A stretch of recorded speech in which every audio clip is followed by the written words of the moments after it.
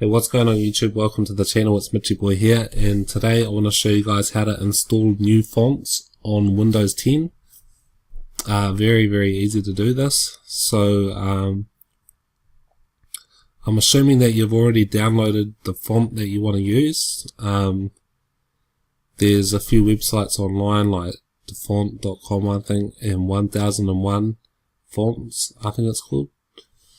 But yeah, so the first thing we're going to go to our control panel.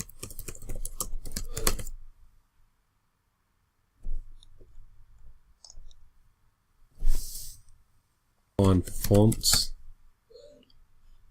There we go, we've got fonts. Let's click on this file here, fonts. So yeah, here's our font file with our installed fonts.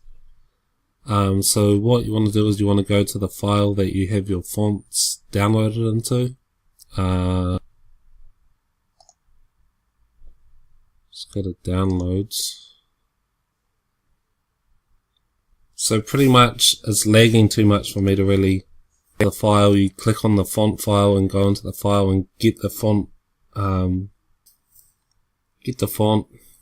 and paste it into this font file on control panel, and it will install automatically, and then you'll be able to use it in programs like Paint.net, Word,